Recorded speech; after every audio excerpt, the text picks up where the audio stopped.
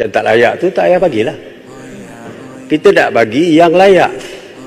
Dan syarat kepada yang layak tu ditentukan oleh kajian. Apa yang layak itu sebenarnya mereka tak mau keluarkan pun. Apabila kita lihat daripada angka-angka itu, yang layak tu mereka tak mau keluarkan.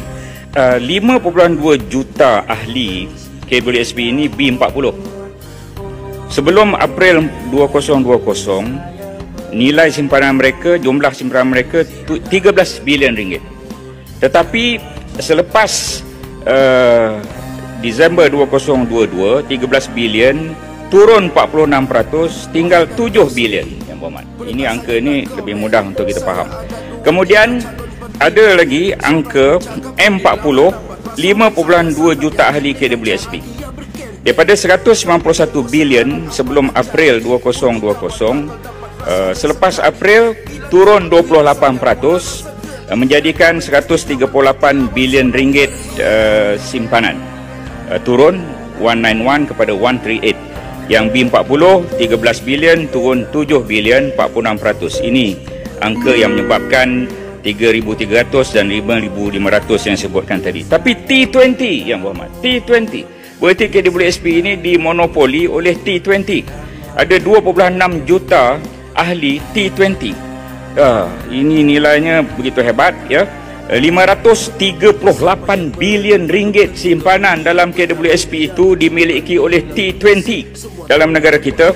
Bukan turun lepas Covid, naik 11% menjadi 597 bilion ringgit. Jadi inilah angka-angka yang saya ingin kongsikan.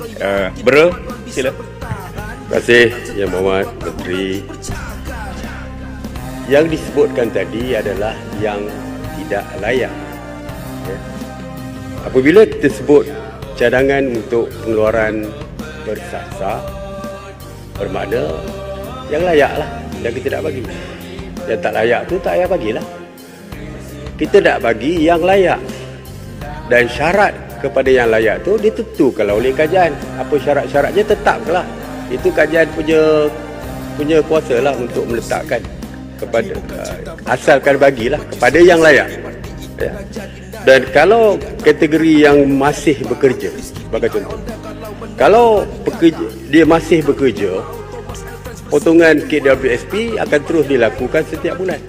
Sebagai contoh, katakan gaji 2,000 sebulan, 23% potongan, iaitu majikan campur dengan pekerja. Kalau gaji 2,000, potongan RM460 sebulan. Kali dengan 12, 5,520 setahun. Sudah ada 5,520 setahun.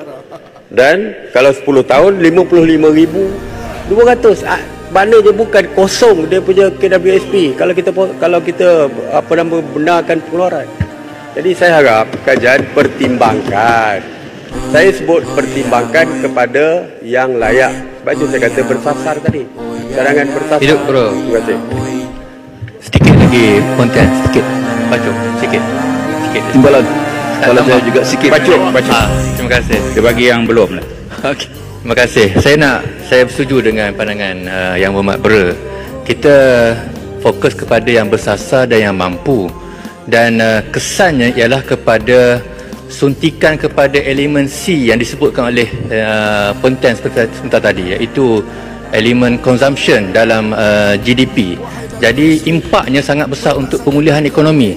Jadi indirectly saya tidak langsung dapat membantu pemulihan ekonomi, dan yang pasti dapat membantu golongan rentan yang disebutkan oleh Yang Berhormat Perdana Menteri tadi, golongan vulnerable tadi, yang tiba-tiba jatuh miskin. Asalnya mungkin M40, tapi jatuh miskin secara tiba-tiba, hilang pekerjaan, hilang upaya dan sebagainya.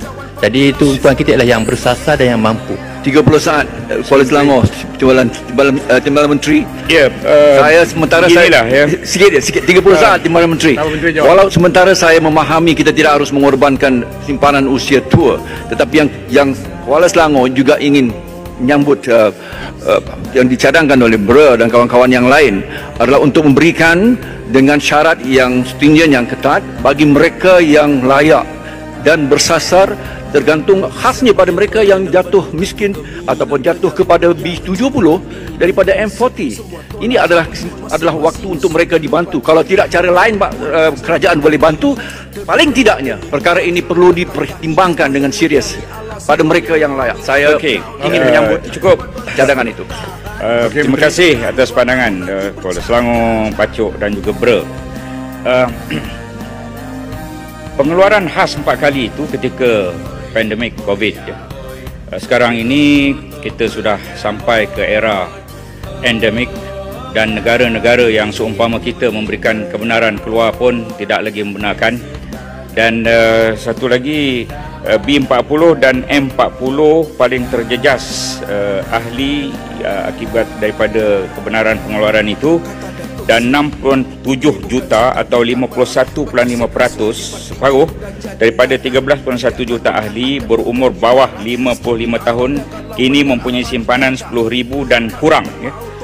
Jadi ini angka-angka yang tepat dan benar, dan saya kira dalam bajet 2023 pada hari Jumaat ini, bagaimana dijanjikan oleh Yang Berhormat Perdana Menteri, bahawa ada kaedah-kaedah lain untuk membantu pada kumpulan-kumpulan yang layak itu sebenarnya mereka tak mau keluarkan pun. Apabila kita lihat daripada angka-angka itu, yang layak tu mereka tak mau keluarkan.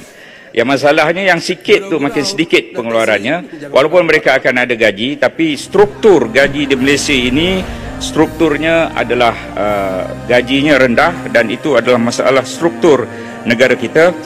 Maka kita ingin pastikan bahawa rakyat berpendapatan tinggi, maka KWSP mereka merentas kaum juga akan tinggi, dan ini adalah antara perkara utama yang ingin kita lakukan.